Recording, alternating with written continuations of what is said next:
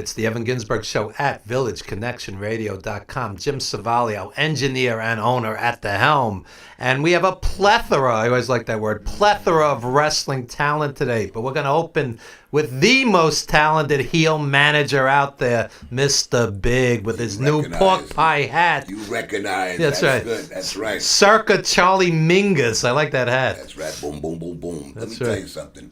I tried 3 times to get pork pie hats within the past few months. You're one of 7 Americans trying to do that, but no, it was easy it's to a good find look on you. It was easy to find. I ordered a black one. It was kind of expensive, the first one. I was given a gift card, and I had to put a little extra cash because the gift card wasn't enough. I order it, comes back, it's too big. For that money, I'm getting the exact size. I send it back to them. They credit my account. They credit the gift card, which I threw away. Screwed out of that hat. I ordered this hat and a black one at the same time from Honey Wings. I'm not trying to plug them, but that's from this one particular place. That's how I remember it. And they're supposed to be at my house, and I'm tracking and everything. I go down the day I'm home the day it's supposed to be delivered, 12 o'clock. 12:15, I'm down at the mailbox. The box ain't there. Somebody copped it. Wow. This time I had it sent to my office. There you go. This one here. I got the black one. I'm all set up. They're going to order a blue one and maybe a brown one, too. So does the mail say, "Attention, Mr. Big"? No, it's okay. That's my name on it. All right. Care of the office, you know. All right. So what are we promoting That's today? That's funny you just said that, because talking to Pamela Roth, Esquire, and she asked me, is that still my moniker? And I said, and she was trying to ask if that's my name, and I'm saying, well, what did you think when I was born? My mother was all this beautiful little baby, and I was beautiful. Yeah. Oh, this beautiful little baby boy. Oh, Artie, what do you think we should call him? Let's call him Mr. Big. That's right. Hey, schmucks. That's right. I'm the only one that had the chutzpah to use that name and trademark it to boot. Wait. What about Sex in the City? There was a Mr. Big. No, they never had a trademark. Really? They just called him Mr. Big, and that was it. Oh, okay. There is a Mr. Big, a wrestler in Australia, a midget wrestler. You're missing one. Ronald Isley, Mr. Big. Again, these were nicknames. Okay. This is my ring. But that's name. pretty good company, though. Ronald Isley, Sex in the City. They call me Big. They call me Biggs. Any dish don't matter. As long as they're calling me, as long as I'm at the show that they're at and I'm getting paid, All right. I'm fine with that. As long as they don't disrespect the name and they don't disrespect the hat, which is a representation of me. There you go. And what am I plugging? April 27th is ECPW. That's going to be in Rockaway. It'll be fun. St. Camillus, St. Virgilis. If you can't find that. if a doctor told me I had that, I'd be nervous. Yeah, Say that again. Camillus and St. Virgilis, and Yeah. you can cure it with St. John's wort. Sounds like some kind of flesh-eating virus. Yeah, but that guy, listen, those are Catholic saints, I guess. So Okay, it's a joke, folks. It's a joke. 2 years, we're gonna get strung That's up right. here. By the way, I happen to be an ordained minister. Did you know Really? that? So is Ivan Koloff. I am an ordained minister. I could do weddings. I could do funerals. I want to do funerals. I would like to do a wedding soon. If you outlive me, you could do my funeral. That would be colorful. God forbid we have that. Listen, I'm going to live forever, so will you. That's what I figure. I want to live to 100, minus a day, Keith so that I Richards don't could know, do it. like nice people like you passed away. Frankie Crocker used to do that on the radio. Well, I want to be around long after all my friends are gone. I can live with that. There you go. There you go. No offense to you guys. I love you all, my family, my friends. You'll miss it.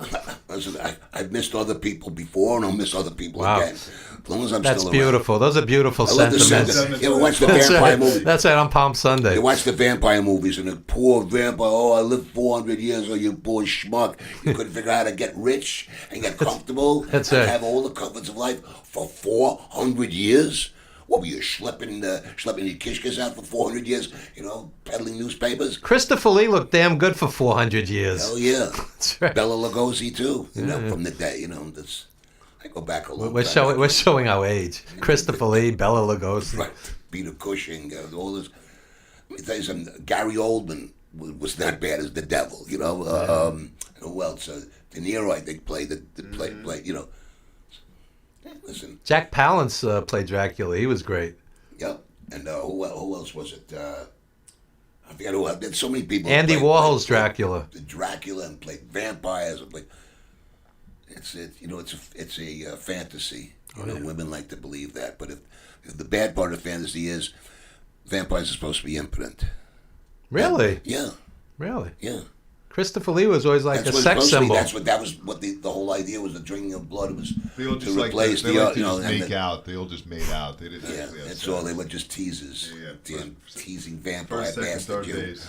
I saw a great movie the other night that has absolutely nothing to do with this. The Spectacular Now. Have you ever seen that? I might have. I've seen about 1 million movies. You ever see that movie? Tell your wife to watch that. It's a teen romance, but it's done so well. It's not those like ridiculous stereotypes. It's like the kid's like tortured. His father's a jerk and he's an alcoholic. It's not like it's not like Porky's. It's like a real movie. It's like a real movie. Hey, Porky's was real. The Spectacular Now. So back to plugging. That we were talking about plugging. April 27th, like I said, we've got that show. June 22nd. Now you're invited, Evan. Actually, I think I'm going to be on that. I think I'm going to be on that 27th show with Simply Splendid. I hope you are, because they need the ride, and you have to get them there. No, it's vice versa. They have to get me there. I don't have the car. You're supposed to be the embodiment of Cato. Now I get it. Come on. Now I get it. Blowing a fucking gimmick, Jim. Now I get it. We got to tell Nick Scott what a gimmick is and how you kayfabe. That's right. I mean, 350 days. Hi, I'm the producer of 350 Days, The Wrestler, and about 100 other important wrestling documentaries. But I can't keep my gimmick a secret. Come on, what's the That's matter? right. That's right. But June 22nd, I hope I do see you there, because that's going to be the third show for New Evolution. Oh, I'll be Wrestling. there. I'll be there. And the first two, you saw it. They were packed houses. The Elks Lodge on Queens Boulevard in Elmhurst was packed to the gills. Robert Or to the Robert rafters. Saint is one of the few promoters I like and respect. I'll be there. He's not doing anything magical. There's no special formula that he has. He just Nobody hustles. else has. It's that he has eliminated the chaff, separated the chaff from the wheat when it comes to workers, and instead of having hangers on and people stringing along, you have people that actually help to promote the show, Yeah. to talk about the show, to get people to come down to see the show. And besides, the performance in the ring, as you could attest to, is quality performance by trained wrestlers. Yeah. Okay, there's certain guys you've developed a big liking for. Hamlet hurts you. That's right. Okay, and he's a good talent, and he can talk. He has the best gimmick I've seen in like 30 years. He was here. He was here, Jim. He does Hamlet. He has a skull and Yeah, I remember him. Yorick. Yeah. His skull is Yorick, Yeah. and he's Hamlet, and he's very good. There's other guys. and he could work. It's there's- not just all gimmick. The guy could work, Right, the guy can work. and he looks like $1 million. New Evolution He'll be in Wrestling. WWE one day. That guy. I hope so. I hope so. There's a lot of guys. Super Nitro, Yeah. hot wrestler. High Young flyer. guy, high flyer, but can work ground. Okay. His brother, okay, also great. Okay. They have their problems, him and his brother. Okay. That's JT Riddick. They have their problems between them, but they can work well together. So that's it. Robert made them a tag team. You want to fight in the house, fight in your living room, fight in your backyard, fight in the bathroom. But in the wrestling ring, you fight with each other, not against each other. And so far, so good.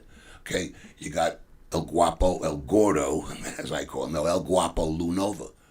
Fine wrestler, been around a long time. No high flyer, but he'll crush your ribs. Yeah. Okay, you got Andrew Anderson. I don't have to tell you about Andrew Anderson. He'll tell The you about himself. omnipresent Andrew Anderson. And I always say Everywhere I went WrestleMania week, there was Andrew he is Anderson. the workingest motherfucker in and out of wrestling. Somehow there's I don't know how he manages to. There's 3 days in a week. There's Friday, Saturday, and Sunday in a week. And I think he cloned himself. He's like in 87 shows every weekend. He'll work 5 shows in a weekend. There's 3 days in a week. How does he do that? I don't know. And then plus WrestleCon and this Comic Con and that con and then this con. Let me briefly talk about this. So he gets heat for promoting himself, which to me is insane. No, he's not. No, you don't get heat for promoting himself. I've seen online people go, he overhypes himself. This guy's smart. He's always working. He's making money. That's what it's about. The promoters see it. And, maybe they're talking about all the restaurant photos that he puts out with, with the guys after the show and all this. And maybe they're talking about that. I don't care. You don't gotta like it. You scroll through it. And like It yourself, he promotes the shows he's on. A lot of these indie guys, by the way, I'm wrestling in 2 hours. That's not promotion. That's no promotion. And listen, some of these young guys, they're really, like for New Evolution, they really are trying hard. There's Gabriel Sky, there's Sean Static. If I leave names out, they're going to get mad at me. So I mentioned a couple that I can remember right now. Okay, but there's a good company, Mantis, good-looking young man and can work. This Ace Andrews, pretty good. He was taller than I thought he was going to be. He's done my show. He's taller than I thought he was going to be. I got to tell you, I thought, he was going to be like a small guy, No, tall guy. Okay, but my guy Reefer knows how to beat him. Yeah. All right, Reefer, he'll be with the company back again. Going to bring in Rex Lawless. Wow. A little surprise I wanted to bring in. Great wrestler. Okay, and if Dawson Creed is, healthy and okay, I'd like to bring him in too. He's a big boy. And have Lawless and Creed as a tag team. Yeah. But I'm going to work it out. Kahagas, I brought Kahagas in. Tokyo Monster. Yeah. That's a good gimmick. Let me tell you something. He's going to do something. Wasn't he like an NWA champ? This guy's... He's the real deal, that I wouldn't guy. get into a fight with him. Yeah. Listen, he's not the biggest guy, on the farm, but he'll hurt you. Yeah. Okay, and he'll hurt you bad, and he'll hurt you for real. Okay, plus half the time I don't understand what he's saying, so I'm not sure, so I'm cool. Okay. But I'm working. This is a great group of guys. They really are. Great group of guys. Splendid Bobby C. And simply splendid Fabiolas. Yeah. You know what I'm talking about. Chris Michael, Bill Pierce, okay? He's working, okay? We got 5 referees. We got a variety of talent in there. Got a great ring announcer. Even our security is pretty good. They all have personalities. Believe it or not, they're not all just schleps. Okay, they all want to get into the act. So I got to constantly smack them and tell them, get back there and stop getting in my way. Because there's some times that, I can't do a thing I want to do because they actually are in the way doing their job as security. They're doing what they're getting paid for. Yeah. Got a good company. And June 22nd, that show is going to be a hot show. April 27th, Gino Caruso's ECPW, Robert Saint and Timothy Theory are fighting against the Warlord and the Barbarian. Yeah. 2 guys you do not want to get in the ring against. But I don't care. You know why? For a change, I got the gimmick with me. This is why. And you don't get the close-up on it, but that's a manager's license. There you go. Professional There you go. Manager's license. I am not a wrestler. You see my hands? I don't bite my nails. I don't got greasy, disgusting, hairy palms. I'm not a big wrestler like one of you guys. You're not going to put your hands on me. Warlord and Barbarian, you're very tough. You're big, you're rough. Who cares? I don't care. You know why? Because if you put your hands on me, I'll put a knot on your eye, right above it. I may poke your eyes out and then get out of town because Saint and Theory are tough enough to beat you. And we're not giving up the belts. How's that? We ain't giving up the belts. So Warlord and Barbarian, while I respect you, I don't have to like you. I just have to respect you. And then I know what you're all about. So I'm giving the benefit of my tutelage and my guidance, my vast knowledge and experience to Robert Saint, who was very capable, and Timothy Theory, who was very capable, and they're both half out of their minds anyway. So this is going to be a freaking slobber knocker, as Jim Ross would say. It'll be a barn burner. It's going to tear the house down at ECP for a change. You're going to have a main event that's really actually a main event. There you go. And you don't want to miss April 27, ECPW in Ronkonkoma, or June 22nd, NEW at the Outlaws, right? In August, I'll give you a little teaser. Frank Goodman broke his hip, but there's something like your poor wife. Please give her my regards. Thank you. All those years ago, she hurt herself, the poor baby. Take care of her. I'm trying. But Frank, I can't take care of him, and nor do I have to. He's got a wife to take care of him. He's all right. He ain't doing so bad down there. A little Jew friend down in Florida. Yeah. All right? Yeah. They don't want to admit it, but he's my Jew friend down in Florida, He's like a half a Jew, you know. Like Yeah. like He's a that's masked the problem. half a Jew. He's a half a Jew. But he says to me, August, maybe the 16th and 17th. So you know what I sent him? I sent him back a message. Said, oh, great. 24 matches over 2 days. Love it. I said, I'm going to do at least 6 a show. Wow. So he laughed. He says, but I'll do probably four matches a show, but they won't be 8-hour shows. See, I think he's going to spread it out over 2 days to make it a real event because there's too many guys he's putting in. I mean, listen, go to USA Pro Wrestling, the Facebook group. Go to USA Pro Wrestling and check it out. I don't want to plug everything these days, but you got to see some of the guys that are on his card. It's like in the old days when you'd look at the indie card, the guys were fresh out of WWE, WCW, WCW. No, he has some great TNA. talent. He cops all these guys. Grabs James Storm. He'll grab. He'll take Homicide. Manny. Well, it's funny that I work with Grim Reaper. I was trained by Homicide. I'm friends with Manny Fernandez. Now, here's a whole line of guys. Teacher, Manny. Teacher, who's a student, was Homicide. Now he became a teacher, student, Grim Reaper. All right, so all those guys are connected. There's so many of that, in wrestling, which is why I love it. And then Frank incorporates that. He takes guys from every era. I mean, not the 50s, 60s, but, guys who can still walk and talk and be animated. Yeah. And even Shane Douglas. I kid you, Shane. I kid Shane because he could still work. Oh, yeah. But even Sandman's getting himself in shape to be able to actually work instead of just hobble into ring, smoke a cigarette, drink a beer, and 20-minute entrance. Right. He does more than that. And I'll tell you something. One thing I got to say, I respect Sandman because he will help you take the ring off the truck if the need be. You know what I mean? He's that kind of guy. I enjoyed Frank Goodman's show the last time he was in New York. The Deer Park show. Yeah, he had some great talent And on he's there. going to be back at Deer Park again, but this time it'll be a 2-day event. Wow. And I know I'm leaking it. It'll probably be the 16th and 17th, but it's all right. Let's get your juices flowing. Put your money aside. And for some of you guys who want to maybe break into the USA Pro Wrestling show, which could get you down to Florida and maybe other places and get you some notice, you can let me know. Contact me via Facebook Messenger. You know my name, John Wall, JONWOHL. And if you can't recognize the face, don't send it to the wrong guy. Yeah. Okay, because there's a kid with the same name on there, but he looks totally different. Okay. Didn't even look like me as a kid. Okay. And that should about do it, Mr. Big, because we have a room full of wrestlers waiting to come on, but it's always a pleasure having you on. Do I care about the other guys? Probably not. I care about you. Thank you. you. Ask me to get going, I'm gone. But I don't give a shit about these other guys. That's right. It's That's about right. me. True heel That's it. manager. It's about me. And yeah, I'm not the guy in the ring. I don't have to be. I have to be the guy outside the ring to make sure the guy in the ring gets what he's properly due. That's it. That's why I'm the manager of champions and the champion of managers. That's right. Mr. Big. With a pork pie hat now. One of our favorite guests here at the Evan Ginsburg Show. This is absolutely my favorite show to be on. Thank you. Don't tell that to Pam. No, I'm kidding. Pam's got her place in my heart. There you go. And there's a funny picture. We're sitting on the couch, and the kids now are sitting on the couch. Right? So I told Jim, I said, my new family. Wow. It's like, what's wrong with this picture, Mr. Big? I will tell you this. She's a sharp broad. Oh, yeah. You don't know what I mean. I don't mean broad, but, she's a sharp cookie.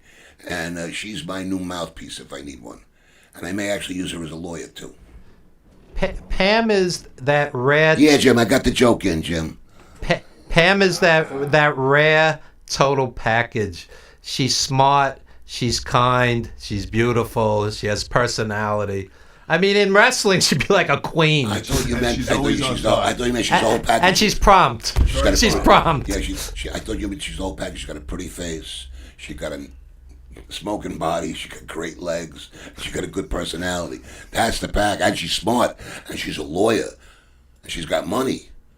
Well, thanks. She dresses nice and, And smells good. she's a good human being. No, that's She's a caring I know, person. and I'm kidding about all that. But if you notice, I didn't say anything. I don't out think of you line, were kidding. No, but I'm not saying anything out of line. No. Everything's complimentary. But she is the package. Some guy would be very lucky to be with her. This is the roast of Pamela Roth hour. Anyway, thanks so much, Mr. Big. Appreciate it. I'm outta here like All that. right.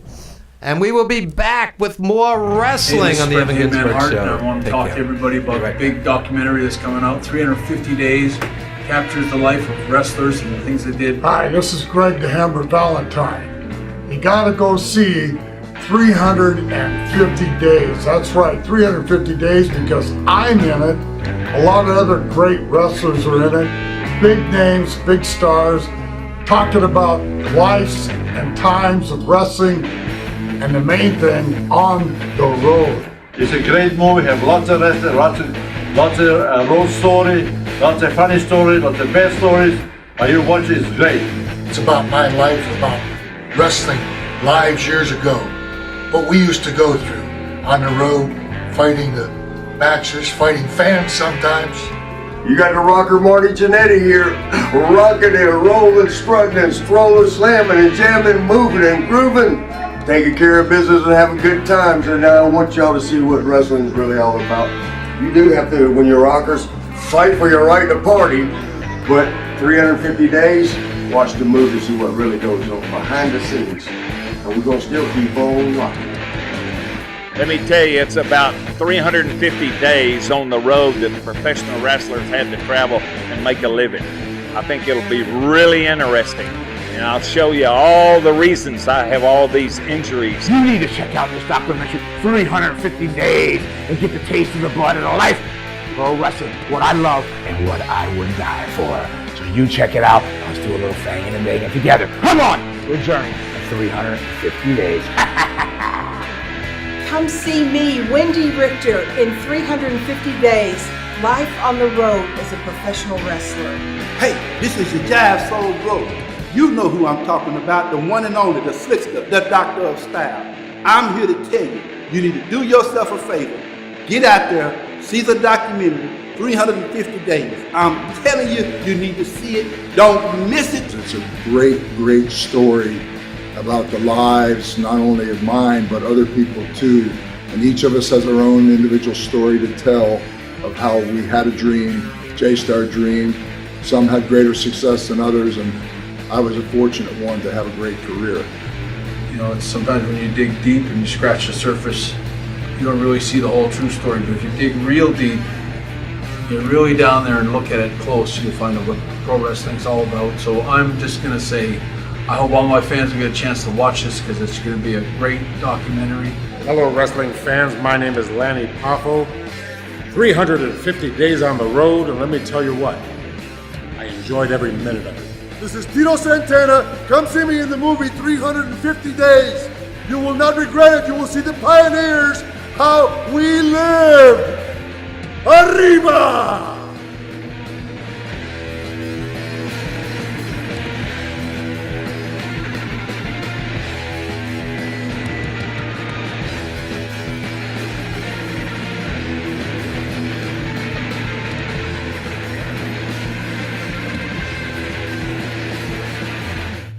All right, and we are back with the Evan Ginsburg Show at villageconnectionradio.com, joined by Michael Scott, who is a ring announcer and occasional wrestler, no less. Yeah, and you got the Jim Ross gimmick there, and the Dusty thing going the on. Dusty Got the thing. Dusty thing going on, yeah, man. Long ride today, huh? 3 hours, 3-hour ride. But you know what? Anytime I get a chance to be on the accomplished Evan Ginsburg show, Thank you, buddy, I will take it. I would drive 6 hours if I had to. Appreciate it.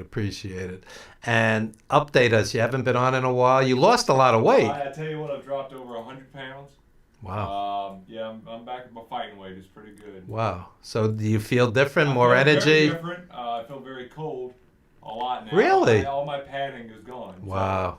So once the padding left, I started to feel cold. I get cold a lot easier now, which is horrible for the wife because she don't sleep with a lot of blankets. I got like a 10 on me. Wow. So, Interesting. I feel great. I had a lot of health problems and because of the weight, and so I decided to do something about it, and I did. Yeah, 100 pounds is no joke. Yeah, man. Wow. So, what do you have going on? April, we got a lot going on. I'm with Rampage still, and I kind of help with those guys, and we still got this war going on with Jay Cortez and Project Mayhem, and that's coming to a close on April the 27th in Camden, Delaware. It's going to be a war game style match, and the stakes on the line are, if I win, I own Rampage Pro Wrestling. I'll be the new owner and CEO of Rampage Pro Wrestling. If I lose, I'm completely gone. I'll walk away from everything. So there's a lot on stake, and we're down one person. Going into this is going to be 3-on-2, but I got a little ace in the sleeve that nobody knows about. So All right. let's see what happens. And I used to go to war games back in the 80s with the Horsemen and Dusty and the Road Warriors. Those were some of the greatest matches I ever saw live. How come they don't do more of that? Is it just hard to set up the cages? I think, now this is just for me speaking as a fan, not as someone in the wrestling business. I think that with it, you have to have a story. Right. And we both know with a lot of independent wrestling, there is no story to tell. Yeah. So if you don't have a story, it don't make sense. And then you got to work, people want to just come out to their music and to be able to do it, to have a story, to make it work together is, kind of tough when you don't have a creative direction to send it into. So I think that's why nobody does it anymore. It's like cage matches. People do them, but when they do them, do they really make sense? A lot of times there'll be the opening match on Raw just to pop a rating, and it's meaningless. I wish I worked in creative. Yeah. Because I would change a lot of stuff. NXT had a good War Games a couple months ago. Yeah, but not as good as the Horsemen though. No. But you also got to look at the people doing it. Yeah. You got Dusty, you got the Road Warriors, you've got Nikita, you got J.J. Dillon and the Horsemen. You got two of the greatest talkers ever, and Dusty and Flair. JJ told me he got hurt legit in one of the War Games. Yeah, broke his collarbone. Yeah. He said it was not a happy moment. Those matches are no joke. So now that you have less padding when you get into the ring, is it more dangerous? Are you moving better? I mean, I'm moving better. I think that there's always danger. I mean, let's be real with each other. The business is what it is, but the action is for real. And you will get hurt. You can get hurt. I've heard people breaking their arms just getting out of the ring. They get stuck, and then their arm goes one way and their hand goes another.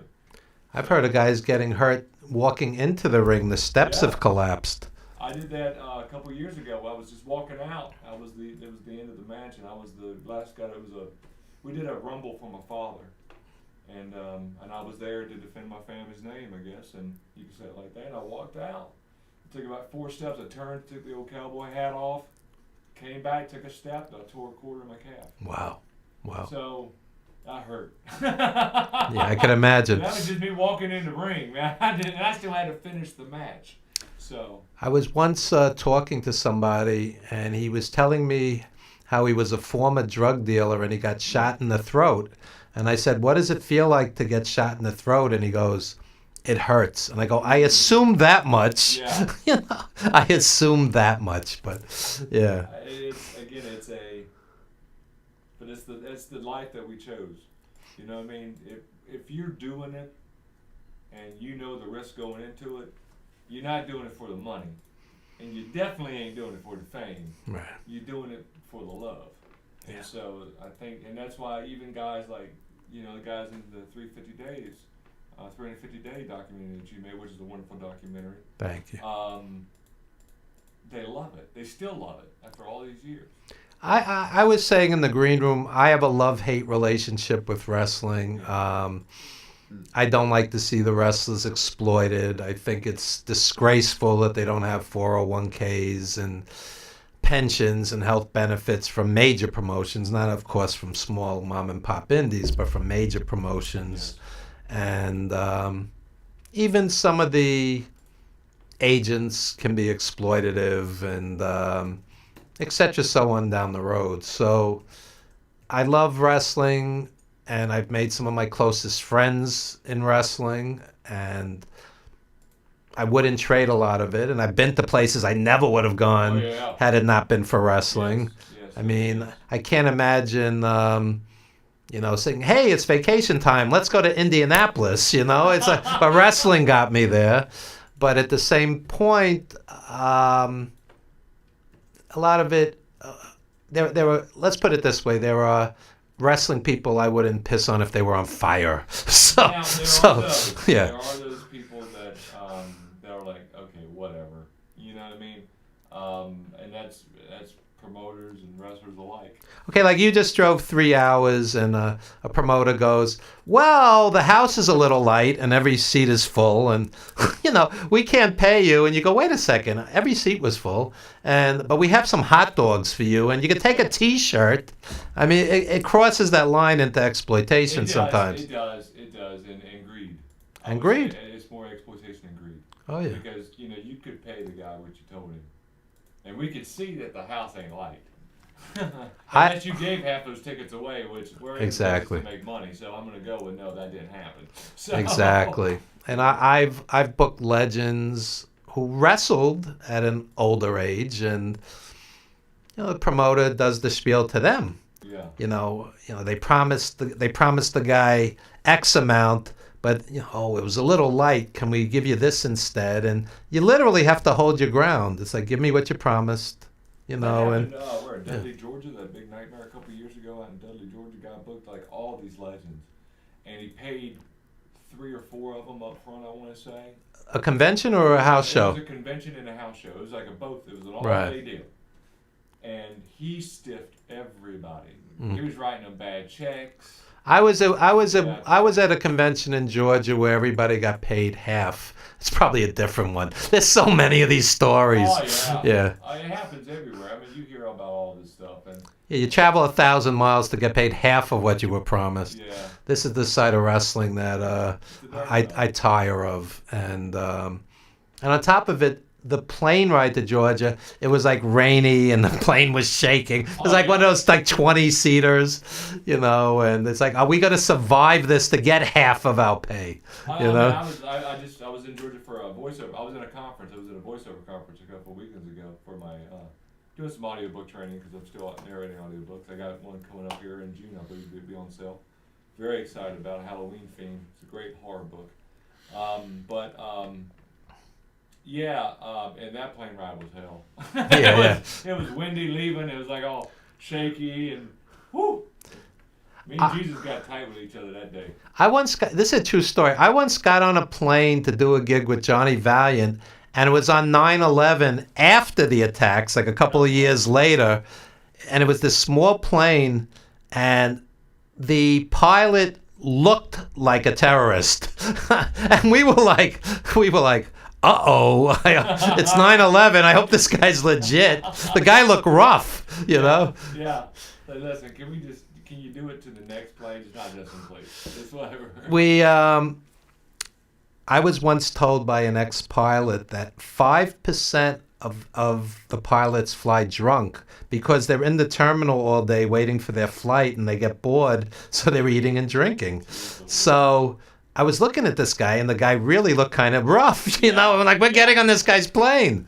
But obviously it worked out. It worked out. Yeah. So it's good you're connected with Rampage because, that's a legit promotion. They've been out there a long time. I know the promoter, good guy. And so what else you have coming up? Well, we got the books are just doing great. I'm actually starting to talk about doing some motivational speaking. Wow. Doing a tour for the Well, why don't you talk about the weight loss? And talk about the weight loss in my life with wrestling and with acting and just my love for doing what you would love to do. You don't have to go out and hit for a home run every time you go out to bat, but as long as you're still hitting the ball and you're still playing. Oh, I agree. That's the way I kind of look at things, and our new thing is Dare to Be Weird, and is to tell people to stand out, tell people to be that weird one, and to be that guy that you stand for what you stand for. And you may be the only one standing, but at least you're still standing.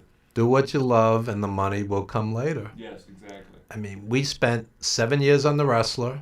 We spent 6 years on 350 Days. People have no idea. And it's not like the money's flowing during that period. Yeah. You're waiting those years for the payoff. Yeah, exactly. And yeah, if you believe in something, you just do it. And sometimes it works out and sometimes it doesn't. But you're out there doing multiple things: acting, writing, wrestling. Am I leaving anything out? Motivational speaking. Motivational speaking. Yeah. Stuff like that's pretty much about it. And a day job. And a day job. And a wife. And a family. Yeah. A beautiful wife and my kids and Wow. 9 yards and yeah, it's a constant hustle. I've been on the road for about 2-3 weeks now. Every week. Yeah, you look the way I feel.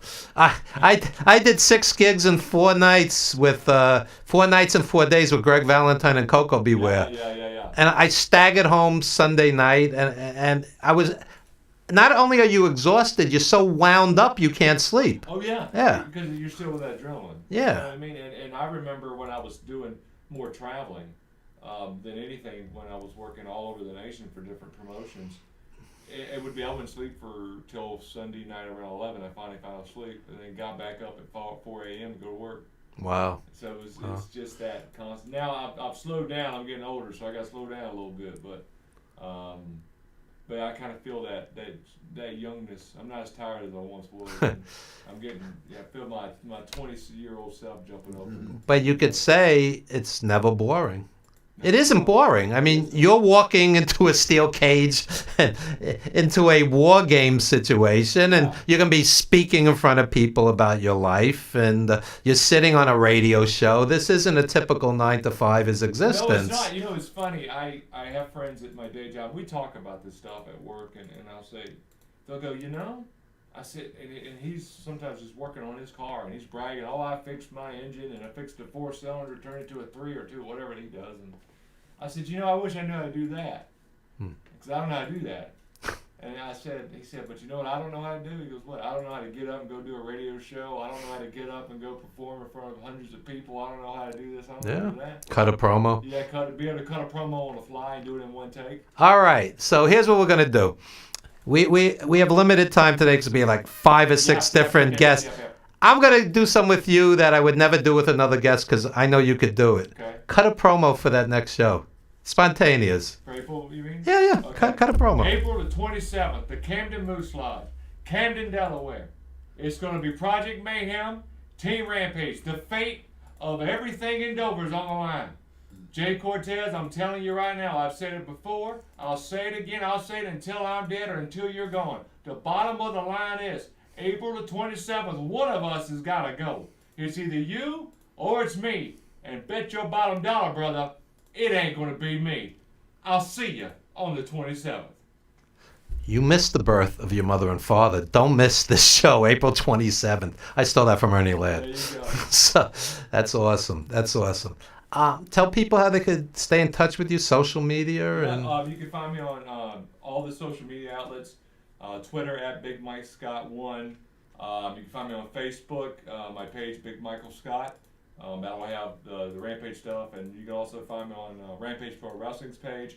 And the way to get tickets for the Rampage Pro Wrestling show is going to be RampageProDover.com, or follow us on Facebook, Rampage Pro Wrestling, and we'll have all the contact information on how to buy tickets. Front row is already sold out. All proceeds go to the Girl Scouts to help them out. I mean, I'm actually teaching a Girl Scout anti-bullying seminar before the show, and we're doing a meet and greet afterwards, and we'll be there signing autographs. My new T-shirts, we're hoping to get the new T-shirts on sale that day, and whole 9 yards. It's going to be an awesome show. And yeah, we're going to have some YouTube stars there that are friends of mine come to visit, and they're going to be doing their live vlog. Awesome. Anything else you'd like to plug? The Weird One is on sale at local bookstores as well as online. And tell folks what that is. The Weird One is the story about my life. It's a motivational book inspirational book that I wrote about my whole life, dealing with depression and attempted suicide and all the things that I would have missed if I would have that actually followed through. Wow. Also, my other book. I've had 4 friends kill themselves. 4. It's sad. It's no joke. It's really. It's an epidemic in America that needs to be dealt with. I'll tell you a crazy story. One of my friends, Jim, I never told you this. One of my friends sends me a package, all like wrestling memorabilia, with a suicide note. So the suicide note is dated several days earlier. I'm freaking out. So I'm desperately trying to reach this guy. You know, he's not answering. I'm like, oh my God, he might be dead. So then I'm trying to reach his family, mutual friends. You know, he's 1,000 miles away. I'm in New York. This guy's in Florida. So then finally, the guy picks up the phone. He goes, Evan, I put a gun to my mouth. I put a gun in my mouth. I couldn't do it. Okay. Let me know. Well, that's not the punchline to the story, though. So he was very depressed. He had health issues. He had money issues. You know, normal middle-aged stuff.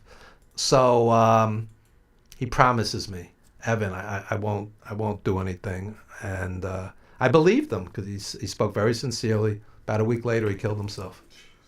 Yeah, yeah. I mean, that's quite a story. You get a package with a suicide note in it, and you. So. Did you keep all the stuff? Well, am I gonna do it if the guy's dead? I didn't like hawk it on eBay. It's like. He's dead. $2.99 for those. That's right. That's right. We got this action figure, $6. Yeah, $6. Nah. This is Tito, but it's okay. But no, 4 friends, 4. Yeah, and inevitably you always feel, could I have done more? Should I have said something different? Yeah. But it's ultimately that person's decision. You know, and we're starting to see it a lot also. And mine happened when I was a teenager, and because I was bullied badly, and so was I. Yeah. But it was, I got revenge. I do radio. I could say what I want. Exactly. That's right. Half those people are in jail now, so it doesn't. That's right. They're in jail, and I'm on radio. In a southern jail, so I don't know. That's right. And we're seeing it a lot with teenagers now, especially with social media and cyber hazing and bullying and all that kind of stuff.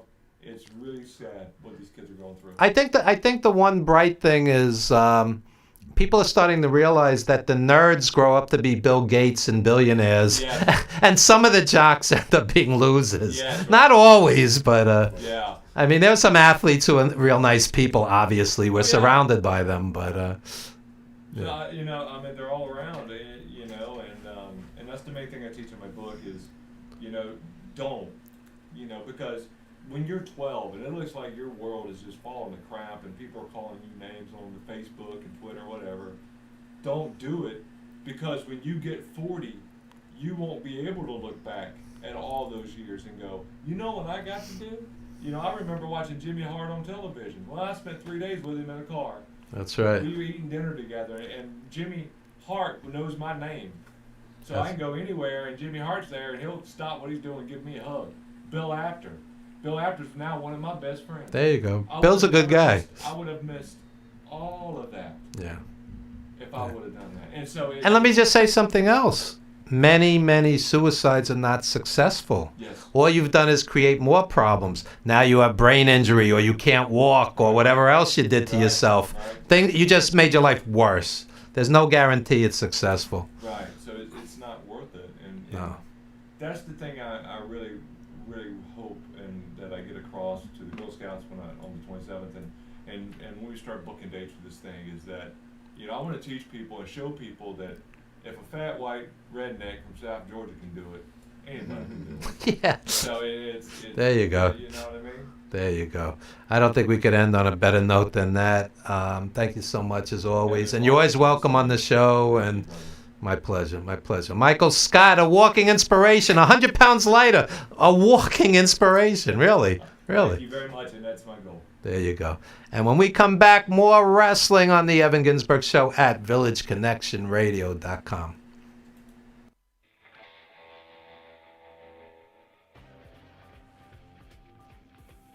The wrestling fan, they loved you or they hated you. If the fan loved you, they couldn't do enough for you. They want to buy your meal, they want to buy your drink. I think it was one of the main reasons that, whenever I stepped into the ring, I wanted to give back. I wanted to satisfy their reason for coming out. And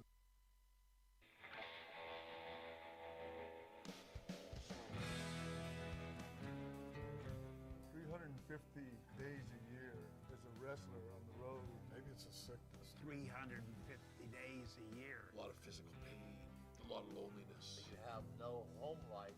whatsoever. Piper and me riding down the road, doing 8 balls of cocaine. I'm sure it broke up marriages. How many guys in the wrestling business have a family left when they're done? Most of them lose it. I couldn't have children. I couldn't put on my turnbuckle while mommy worked. I hit the bars. And that was my character. Sitting in a room with a bunch of wrestlers doing cocaine, we really got to know each other. I would take a lot of downers, and I did have problems with the downers. I'm embarrassed to admit it, but I was not a faithful husband from the first day, for the whole time on the road. I lived a double life. I needed it. It was like, I'm not getting the love I needed home. Would I do? Oh my God, I'm afraid to say I would do it again. I wouldn't change a thing. No regrets. Well, I want to tell you, to make some big money in wrestling, you had to wrestle every night of the week, $30 every day. So you had to wrestle 6 and 7 times every week just to earn your money. 350 days on the road with wrestlers, a living hell.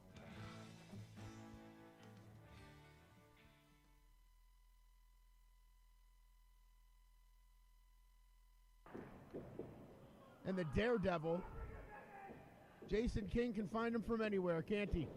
I don't know where he found the Daredevil fun, but I know where Jason King is from. Oh, good drop kick by the Daredevil. He's a lot of history with Ryan Reigns, and now he wants to pick apart both Pat. All right, we are back with the Evan Ginsburg Show at VillageConnectionRadio.com. And we are joined by wrestler Dave Dahl. How are you, sir? I'm good. Thank you for having me on. My pleasure, my pleasure. And we met last week at the CZW WrestlePro combo show during WrestleMania week, which was one of 33 plus events. It was a crazy week. Yeah. I was actually there because I'm training at the CCW Academy right now, and they were partial host of a Stan Hansen seminar, which actually wound up being a Stan Hansen and J.J. Dillon seminar. So while we were there to help out with the show, I introduced myself to you with Magic. Yeah. So. Magic, he's been on this show. Magic is one of the handful of people in the business that everybody likes. There's not a lot of them. I love Magic. He's awesome. He's always been great with me. I've never heard a person say a bad word about Magic. He's like a giant teddy bear. Yeah. Nice man. So, you're at a seminar with two of the biggest names and greatest minds in the history of the business, Stan Hansen and J.J. Dillon. My first question would be, why aren't there 10 times as many wrestlers at this seminar soaking in this knowledge? I mean, my opinion, you had guys like Sean Donovan, who's been around for a while too. He even took the seminar. But some guys, I think they just feel like they don't need to learn anymore. And the way I was taught is you can learn from anybody and you should learn something new every day. J.J. Dillon wrote probably the greatest book in the history of the business. Wrestlers are like seagulls. And I'll tell you why. J.J. Dillon was a fan who became a referee, who became a wrestler, who became a manager, who became a front office guy. J.J. Dillon, except for maybe promoting, I don't believe he promoted, he's basically seen this business from every possible angle. How could you not learn from this? And why wouldn't you soak this in? Stan Hansen was a main event guy worldwide.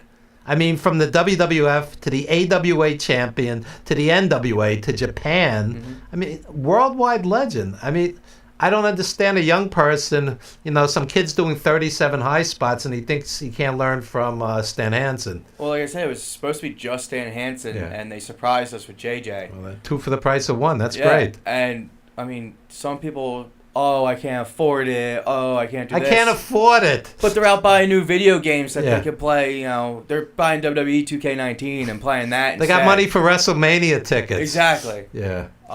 I'd rather have spent my money doing that and being under the learning tree than sitting way up high in the nosebleeds watching WrestleMania on TV when I can just do that at home. I saw a guy, he posted on Facebook, he spent $575 for a ticket and he's behind a pole and he can't see anything. And I'm like, a fool and his money are soon parted. You should probably read where it says obstructive view before, They usually give you disclaimers first, so that might be on Well, his own. it's kind of shameful to sell a ticket for $575 if it's an obstructed view, but that's a different It story. could have been a secondhand ticket though too. Yeah, I'm just saying.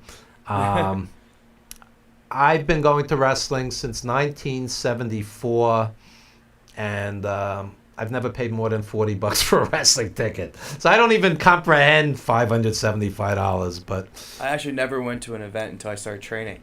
Wow. So my first ever wrestling event was, at the time, it was called NWA Force One in South Jersey. And I was security. I wasn't even a fan because I had just started the school like the week before. Right. So that was like a culture shock, learning shake everybody's hand and, you know, make sure you don't say this, make sure you don't do that, make sure nobody hits the fans because we didn't have guardrails. Right, right. And it was just a major culture shock because I didn't want to do something wrong, get in trouble. It's my first time, you know. Now I kind of know, but. So what did you learn from the Stan Hansen seminar? I mean, they talked a lot about. I mean, my main question, because I have a new daughter, she's only 10.5 months old, and Stan was saying he got into the business because he was a starving teacher, and he needed to provide for his family. Well, So this is ironic. Today you have teachers in New York who, at the top of the pay scale, are making $115,000, $120,000. They're making more than some of the WWE guys on 205 or main event. It's ironic, but. But yeah, so I asked him, like, how did you balance that with your wrestling career? Because, you know, I need to do that now. I got to be there for my daughter. She's, you know, getting big quick. And, you know, my girlfriend also has an 8-year-old son. I call him my stepson. And so I asked him, and he's like, well, communication. You know, you're going to be gone a lot. You got to make sure you keep in contact. I mean, right now we have a good balance of if I do Saturday, Sunday stuff, you know, maybe the following week I only do Saturday. Or if I do a Friday, Saturday, Sunday, there's no wrestling. It's just family time. So we're working it out and getting through it. And that was one of the main things I took from it because that directly related to what I was doing. Sure. So. And it's easier today. You have cell phones and video. You know, look at the person on your cell phone and video chat and all of this. In those days, they didn't even have cell phones when Stan Hansen was first out there. Yeah. You know, you're really, you know, 3,000 miles away from your kid or whatever the case may be, and it's a bit easier, but still, yeah, it's tough. It's tough. So, what do you consider some of the highlights of your career thus far? I mean, I started training in 2011. So I've roughly been training for 8 years, off and on in different places. Right now, my highlights are what I'm doing now because I got back at the CCW Academy. Their trainers there right now are great. You have Joe Gacy, who's one half the Evolve Tag Team Championships, I believe, right now. Jimmy Rave is one of the trainers, DJ Hyde. Yeah. And you know, I'm feeling like right now my stuff has been a lot crisper. I'm finding my placements better, learning how to work the camera. We do a show every Wednesday. It's just a student show. It's like 20 fans. Right, right. You know, we film it with 3 cameras. There's a hard cam, 2 roaming cams.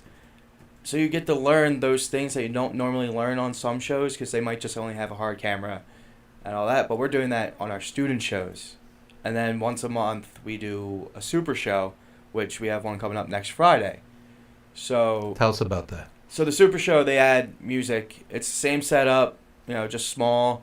We usually get more people than the 20 or 25 that would come to the one on Wednesday. But this week we have one of the students, Will Turner, and DJ Hyde are supposed to team up and actually face Jay George, which is a New York I know guy. Jay George, yeah. Yeah, and Nice C.W. Anderson.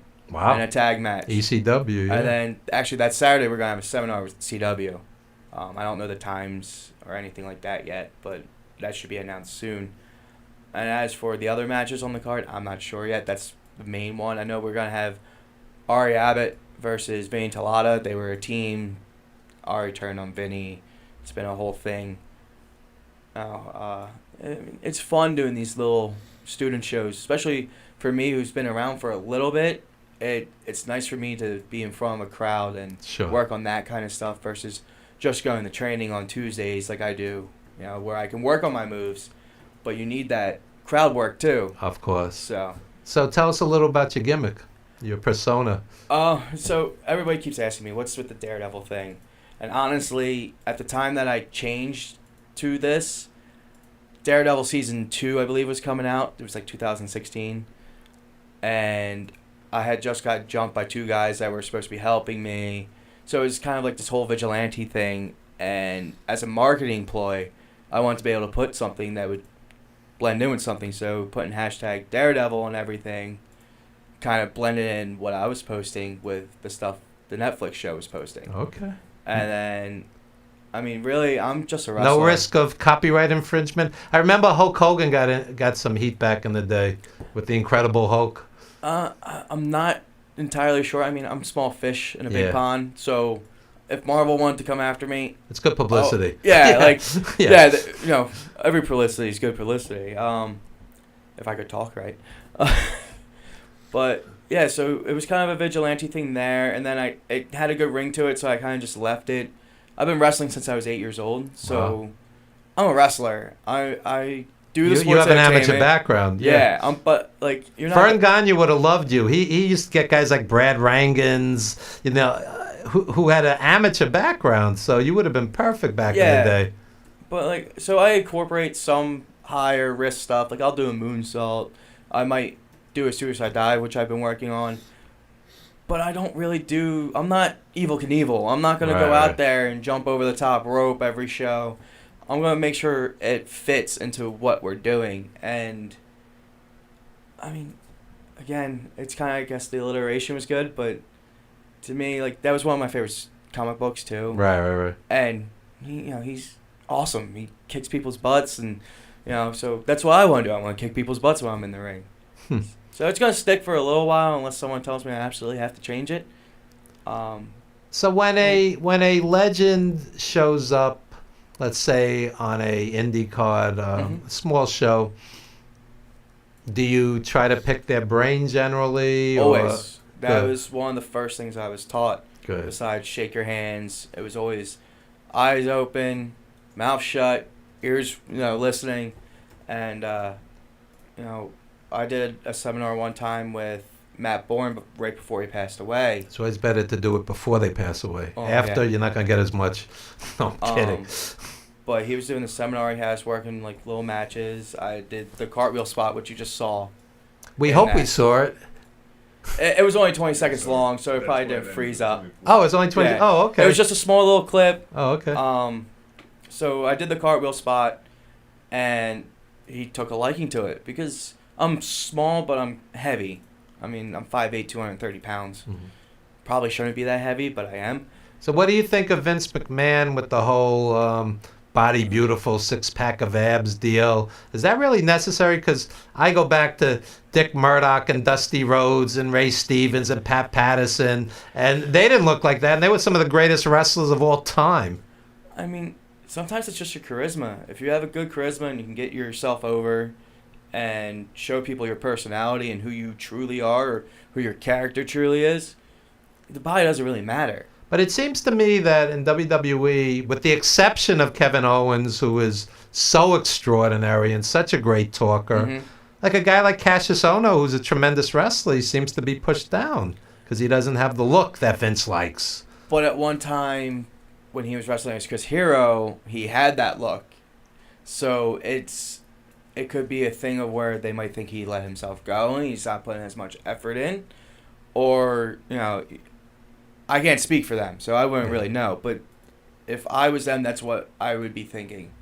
I mean, when I did a seminar with him, he was in great shape. Cesaro had just gone. He was still working the indies, and they were the kings of wrestling. So Speaking of Cesaro, now that Kofi Kingston has climbed the mountain, why can't they do the same with Cesaro? Cesaro's tremendous, and the fans love him. I really don't have an answer. Wouldn't he for it. be a credible world champion? The guy is like Superman. He is, and he's strong as a bull. And he's a great wrestler, and the fans like him. But he's also a great tag team wrestler. Like some of his best matches, even But on it the just indies, were it tag just teams. seems like they've kind of flatlined him and Sheamus. Like there's nowhere to go at this point. Yeah, they went from the best of 7 to tagging for the last however many years. Yeah, I mean, I would love to see them push him as a top challenger or even a champion because the guy's just I've never seen him in a bad match, ever. I mean, that probably would have been a good match, him versus Brock.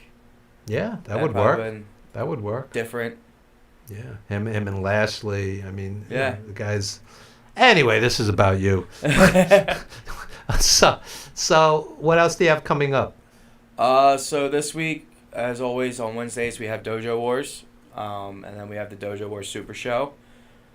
Then following week I'll be at PPW to partake in the Disco Inferno and Simon Gotch seminar. Okay. That clip that we watched is from the last show, which was Throwdown on 5th Street. So I got my foot in the door there. I'm hoping to keep it there, possibly do something there. The show is right now I'm not booked, but I'm going anyway.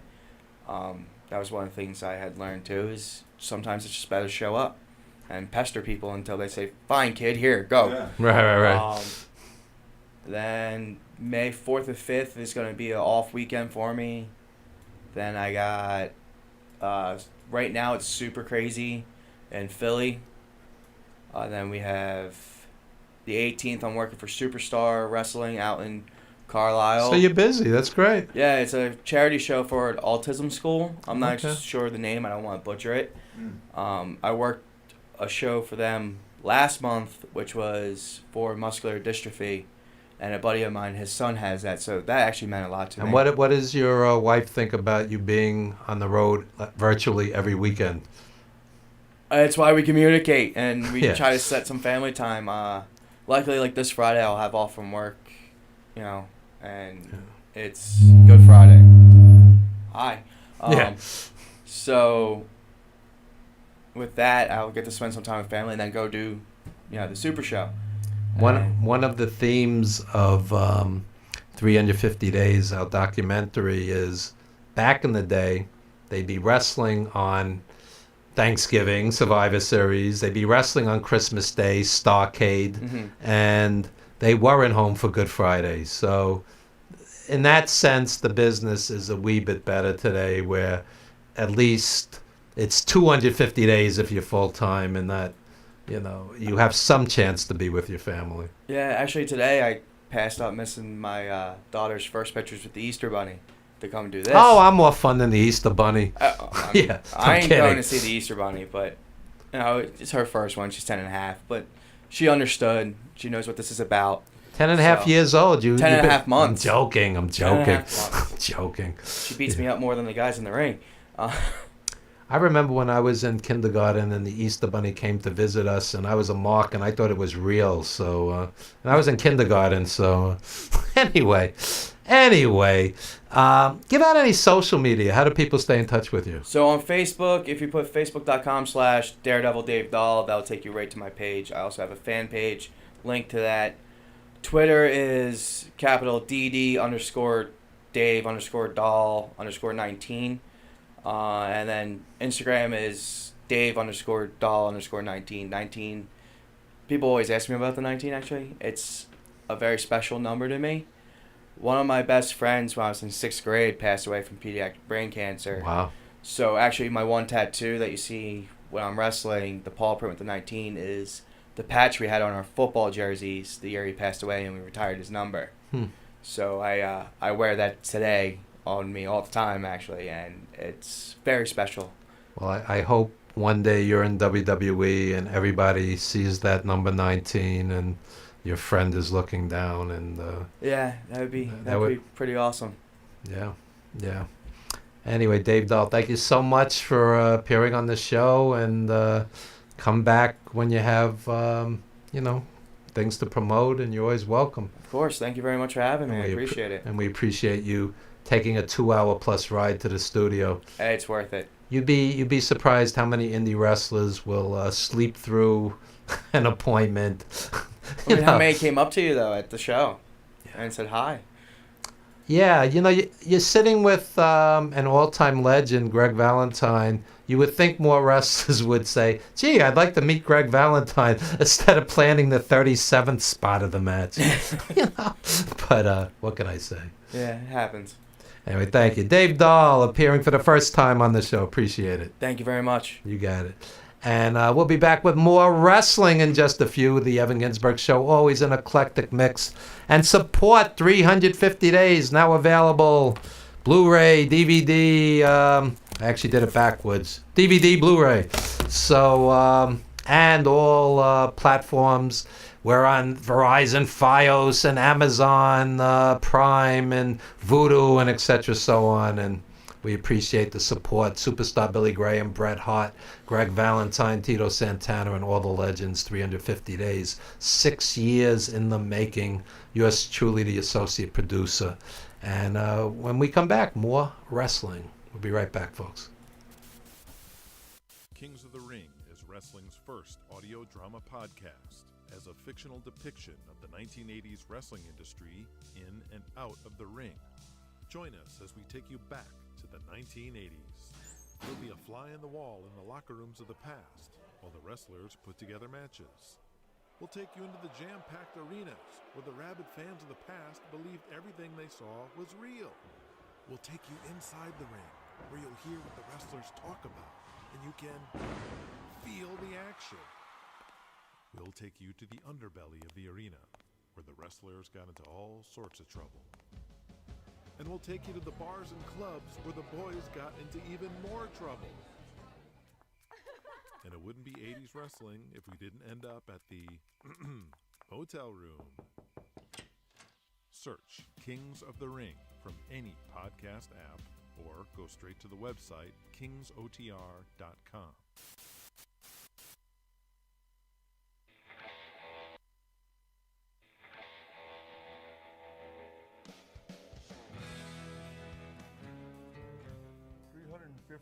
Days a year as a wrestler on the road. Maybe it's a sickness. 350 days a year. A lot of physical pain, a lot of loneliness. You have no home life whatsoever. Piper and me riding down the road, doing 8 balls of cocaine.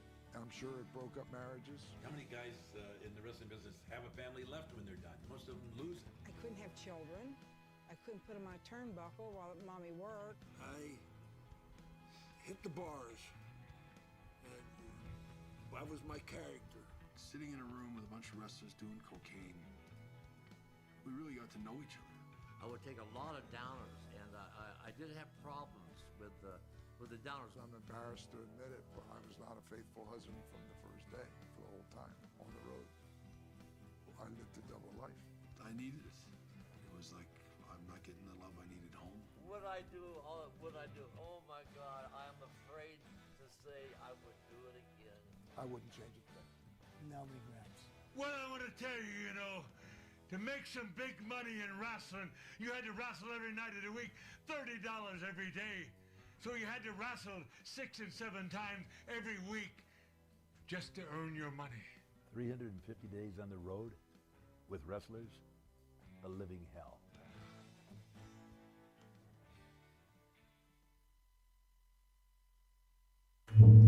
All right, we are back with the Evan Ginsburg Show at VillageConnectionRadio.com, joined by Team Talent, Jack Gallo and Jason Carrion. We're back, baby. And my wrestling historian friend, Scott Wilson, said you remind him of the New Breed. I don't know if you guys are too young to remember them. Yeah, I thought he meant WCW New Breed at first. No.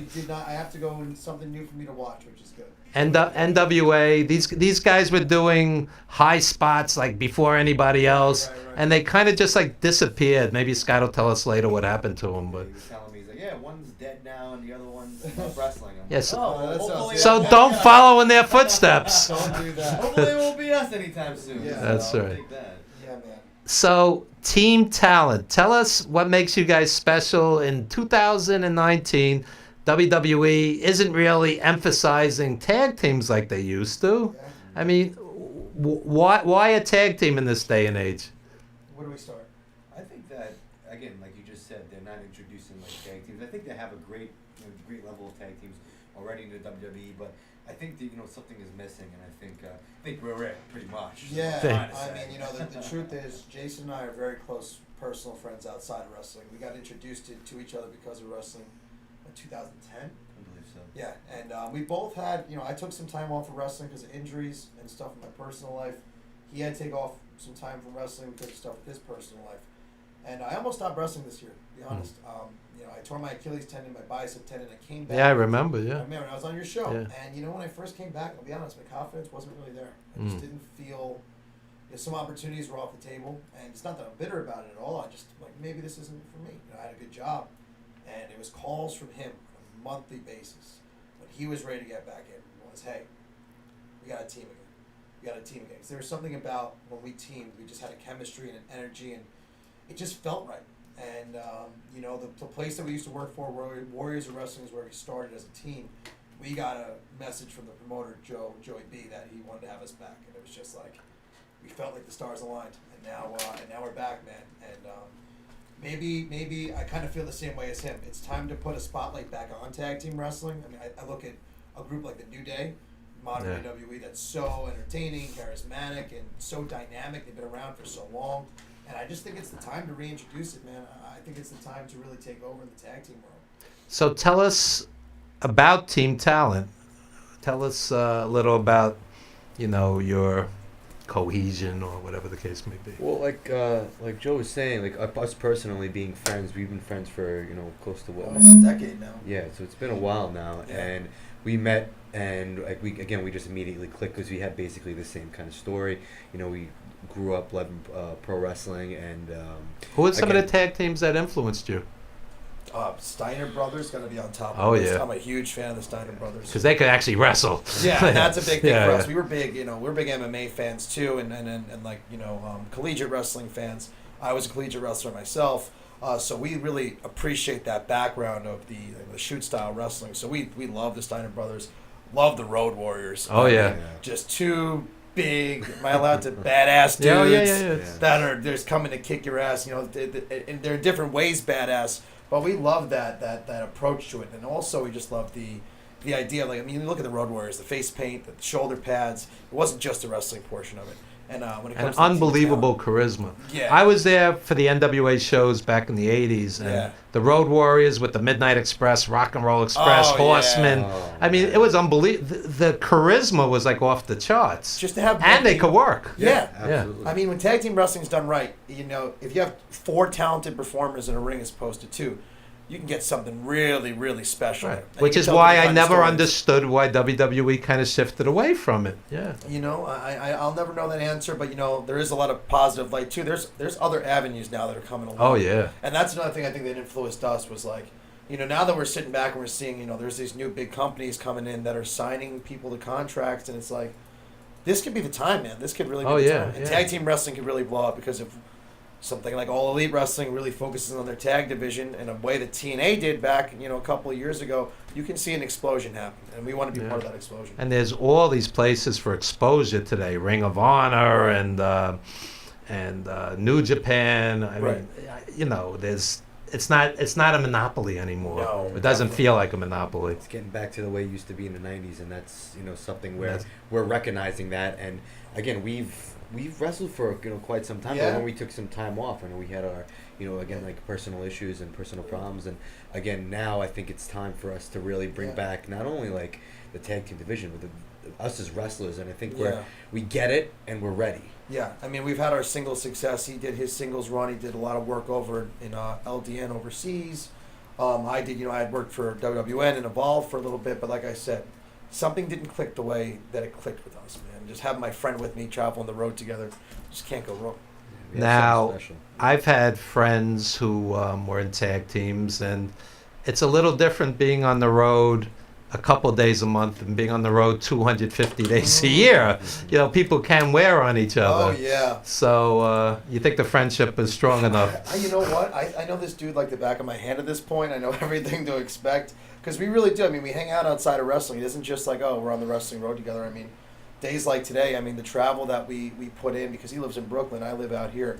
So we're constantly traveling together, and I'm the one who drives. So, we see plenty of each other. We've seen each other at our best, our worst. And I think that real friendship outside of wrestling is too strong to really break that apart. We have a common goal. We're very like-minded. I think that's it, too. Some people are friends, but they're opposites. We're basically the same. We're going to the gym. That's not going to change. We're going to eat the right way.